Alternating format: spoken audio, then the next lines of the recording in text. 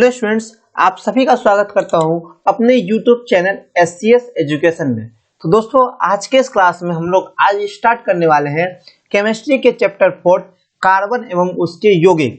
मतलब आज से हम लोग केमिस्ट्री की भी पढ़ाई करेंगे और चैप्टर नंबर 4 करेंगे कार्बन एवं उसके यौगिक के। तो चलिए दोस्तों, ये हमारा आज का पहला क्लास है।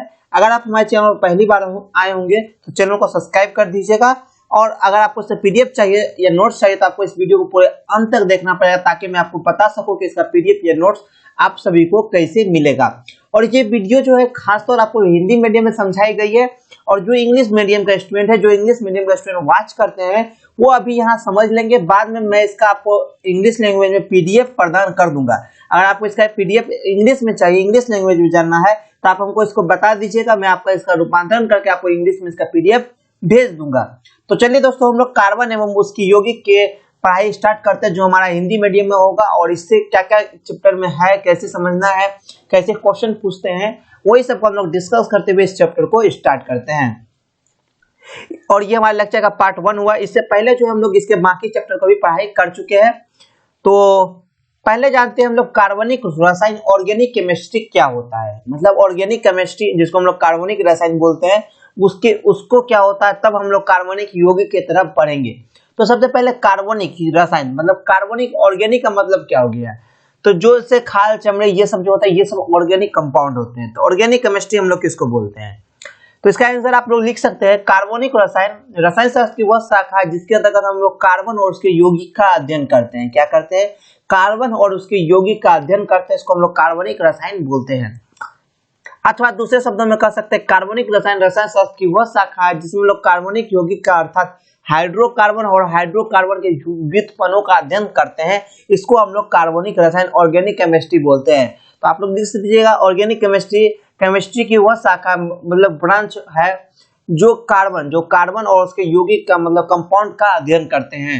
और दूसरे शब्दों में आप लिखिएगा, organic chemistry branch of the chemistry जिसमें हम लोग कार्बनिक यौगिक, मतलब ऑर्गेनिक कंपाउंड और कार्बन और हाइड्रोकार्बन के व्युत्पन्न का अध्ययन करते हैं। उसको हम लोग क्या बोलते हैं? कार्बनिक रसायन। आप सभी इसका एक स्क्रीनशॉट ले लीजिएगा, क्योंकि मैं इसका पीडीएफ जो आप लोगों को प्रदान 1-2 दिन के बाद करूंगा। अब भी आप लोग इस चैप्टर का नोट्स बनाना स्टार्ट कर दे सभी स्टूडेंट। तो आप लोग इसका एक स्क्रीनशॉट ले लीजिए, ताकि आप लोग इसका एक नोट्स बना सके। तो आप सभी इसका स्क्रीनशॉट ले चुके होंगे। अब अपने हम सेकंड नंबर क्वेश्चन की ओर बढ़ते हैं, जो हमारा इस चैप्टर से रिलेटेड है। और अभी हम लोग इस चैप्टर की पढ़ाई स्टार्ट की है, तो हम लोग इसी चैप्टर के बारे में पढ़ेंगे भी। तो दूसरा क्वेश्चन हमारा है, कार्बनिक यौगिक ऑर्गेनिक कंपाउंड क्या है। दूसरा क्वेश्चन हमारा क्या है? कार्बनिक यौगिक ऑर्गेनिक कंपाउंड हमारा क्या होता है। ये भी क्वेश्चन आप लोगों से बोर्ड एग्जाम में पूछता है, और ये क्वेश्चन बहुत इंपॉर्टेंट है। ये क्वेश्चन आप लोगों से पूछता है। तो हम लोग इससे पहले देखिए, ऑर्गेनिक केमिस्ट्री क्या है, मतलब कार्बनिक रसायन क्या है। अभी हम लोग देख रहे हैं कार्बनिक यौगिक ऑर्गेनिक कंपाउंड हमारा क्या है। और आप सभी इस क्वेश्चन को क्लास बाय क्लास याद करते जाएंगे, ताकि आप लोगों को बाद में कुछ भी दिक्कत ना हो। क्योंकि मैं इस चैप्टर का पूरा पढ़ाई कराऊंगा, और आप लोग स्कूल, कॉलेज या कहीं भी पढ़ते भी होंगे, तो आप लोग इसी तरह से वहां भी पढ़ेंगे। तो मैं जैसे जैसे बता रहा हूँ, एक दिन में हम लोग 5 क्वेश्चन ही बताएंगे, और 5 क्वेश्चन आपको याद कर लेना है। मतलब आज हम लोग 5 क्वेश्चन डिस्कस करेंगे इस क्लास में, और 5 क्वेश्चन आपको याद करके इसका नोट्स बना के, इसका पीडीएफ बना के तैयार करके अपनी कॉपी में रख लेना है। और जिस दिन हम लोग जिस चैप्टर को पढ़ाए, आप लोग उसी दिन उस चैप्टर को कंप्लीट करके नोट्स तैयार करके रख लेंगे, तो ही आपको बेनिफिट होगा। तो कार्बनिक यौगिक ऑर्गेनिक कंपाउंड हमारा क्या होता है, इसका परिभाषा आप लोग लिख सकते हैं। बिल्कुल मैं एक एक लाइन में आंसर देता हूं, क्योंकि सब क्वेश्चन 2-2 नंबर में ही पूछता है। तो हाइड्रोकार्बन और हाइड्रोकार्बन के व्युत्पन्नों को हम लोग कार्बनिक यौगिक कहते हैं। किसको कहते हैं? कार्बनिक यौगिक हाइड्रोकार्बन, और हाइड्रोकार्बन के व्युत्पन्न को हम लोग क्या कहते हैं? कार्बनिक यौगिक ऑर्गेनिक कंपाउंड कहते हैं। आरंभ में ये यौगिक जो है केवल जीवधारियों ऑर्गेनिज्म से प्राप्त हो रहे थे, जिसके कारण इसे ऑर्गेनिक कंपाउंड भी कहा जाता है। आरंभ में क्या थे? ये जो यौगिक है, कार्बनिक यौगिक, ये केवल जीवधारी, मतलब जो आप सांस लेते हैं, जिसमें जिंदगी होती है, उसी से प्राप्त हो रहे थे। तो इसी कारण इसका नाम क्या रख दिया गया? इसका नाम रख दिया गया हमारा ऑर्गेनिक कंपाउंड कार्बनिक यौगिक, इसका नाम रख दिया गया। क्यों? क्योंकि ये पहले जीवधारियों से ही प्राप्त होते थे। तो आप लोगों से पूछा जाए कि कार्बनिक यौगिक का ऑर्गेनिक कंपाउंड नाम क्यों रखा, मतलब कार्बनिक यौगिक इसका नाम क्यों रखा गया, तो आप लोग बताइएगा कि इसका जो ये यौगिक जो है केवल पहले जीवधारियों से प्राप्त हो रहे थे, इसलिए इसका नाम जो है कार्बनिक यौगिक रखा गया। अब अपने हम थर्ड नंबर क्वेश्चन की ओर बढ़ते हैं।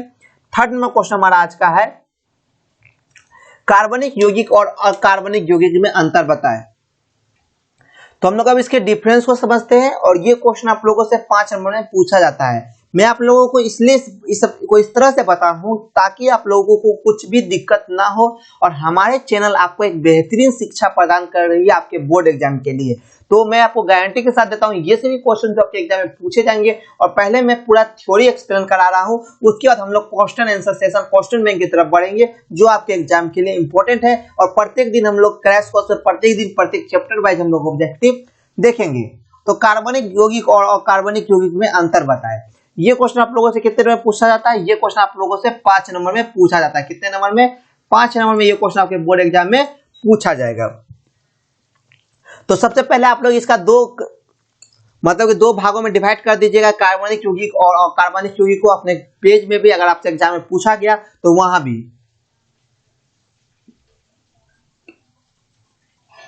ठीक है, दोनों जगह आप लोग क्या कीजिएगा, इसको 2 भागों में डिवाइड कर दीजिएगा, कार्बनिक यौगिक और कार्बनिक यौगिक को 20 से आप लोग यहाँ पर डिवाइड कर दीजिएगा।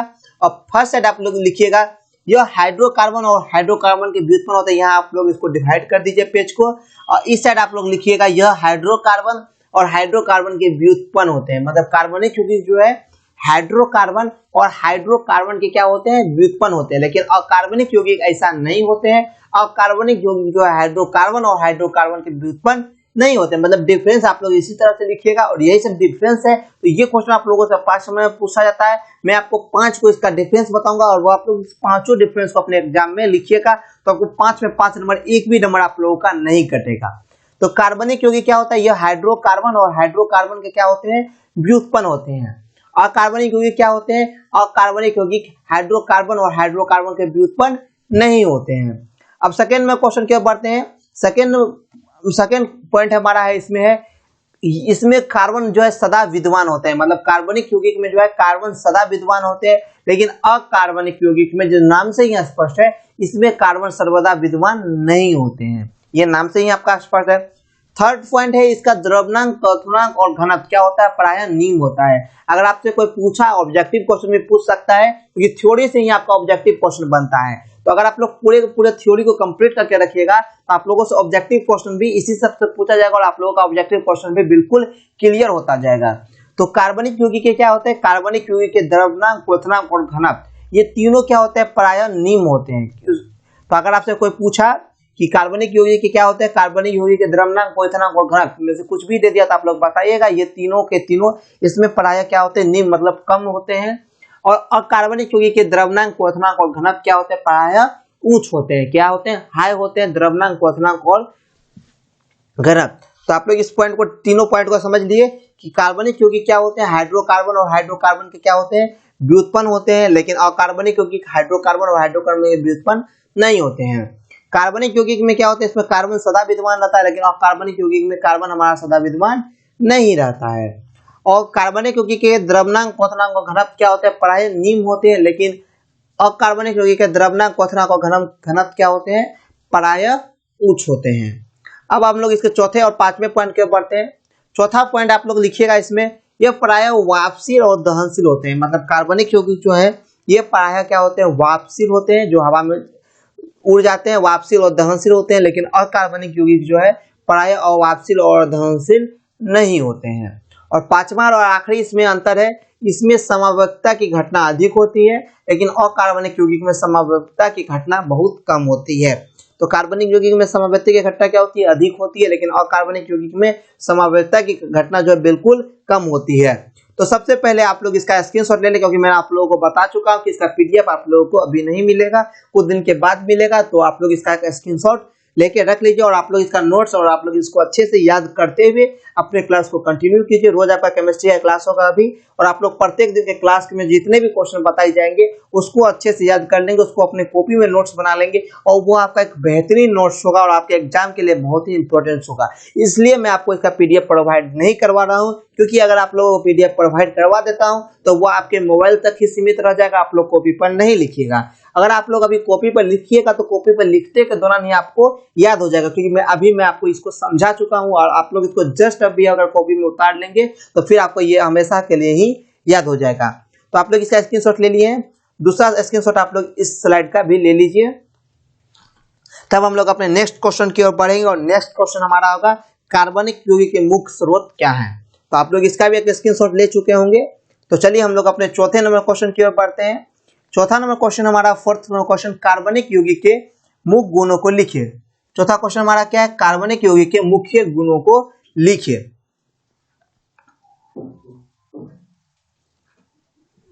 मतलब मुख्य स्रोत को लिखिए। कार्बनिक यौगिक के मुख्य स्रोत क्या होते हैं? तो पहला होता है हमारा सूक्ष्म जीव, दूसरा होता है हमारा पेड़ पौधे, तीसरा होता है हमारा जीव जंतु, चौथा होता है हमारा कोयला और पांचवा है हमारा पेट्रोलियम। ये क्वेश्चन आप लोगों से कभी कभी पूछा है 2 नंबर में कि कार्बनिक यौगिक के मुख्य स्रोत लिखे। तो कार्बनिक यौगिक के मुख्य स्रोत क्या सब है?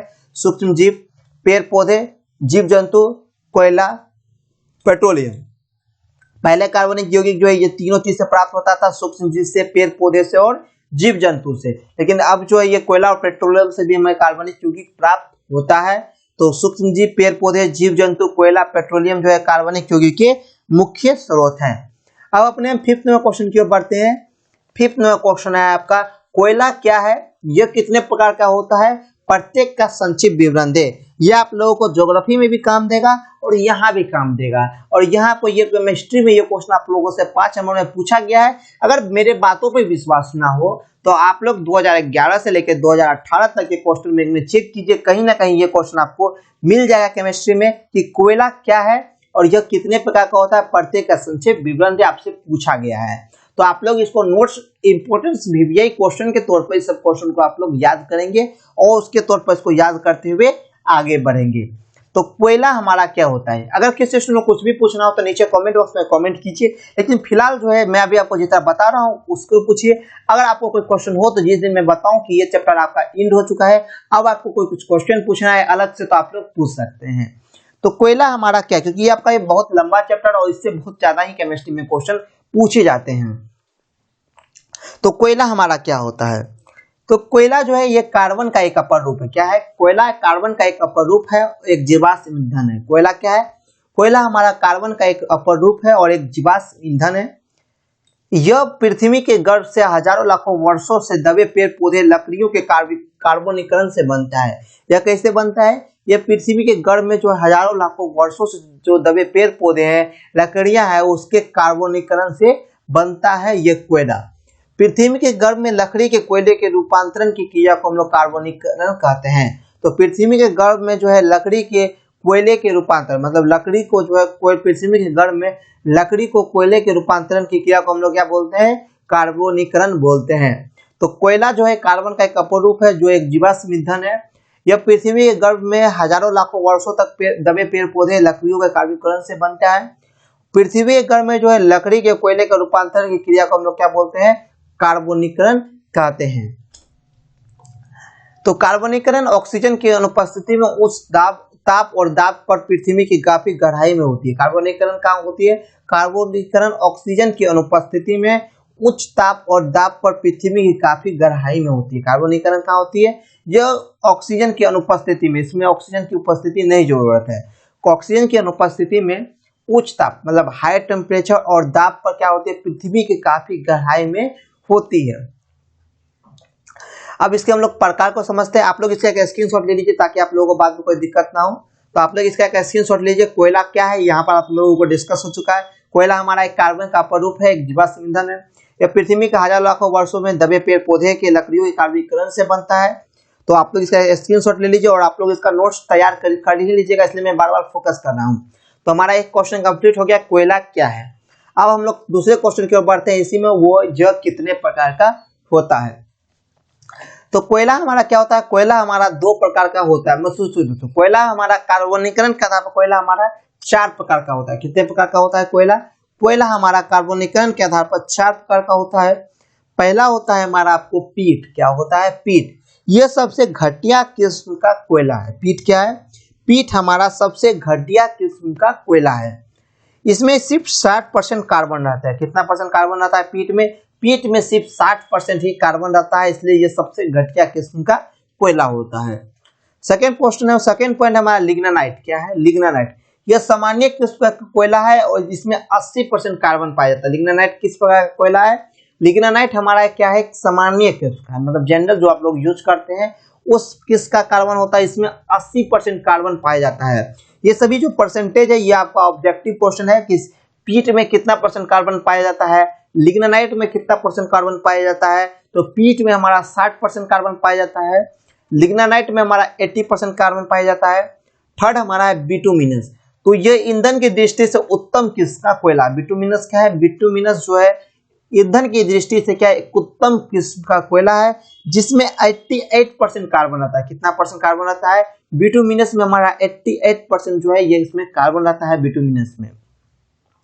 और चौथा पॉइंट हमारा एंथ्रासाइट क्या है? एंथ्रासाइट ये सबसे उत्तम किस्म का कोयला है जिसमें 94% कार्बन रहता है। एंथ्रासाइट में कितना परसेंट कार्बन रहता है? एंथ्रासाइट में हमारा 94% कार्बन रहता है। तो ये हो गया हमारा कार्बोनीकरण के आधार पर। अब हम लोग नेक्स्ट पॉइंट की ओर बढ़ते हैं। नेक्स्ट हमारा है अपरूप और अपरूपता क्या है और कार्बन के विभिन्न अपरूपों को लिखे। ये हमारा आज का लास्ट आपका इस क्लास का क्वेश्चन है और इसके बाद का क्वेश्चन हम लोग नेक्स्ट क्लास में देखेंगे। मतलब आज की क्लास में हम लोग टोटल 6 क्वेश्चन देखेंगे और 6 क्वेश्चन आप लोगों को आज कल के इस टाइम तक आपको याद हो जाना चाहिए। तो अपरूप एवं अपरूपता क्या है और कार्बन के विभिन्न अपरूपों को लिखे।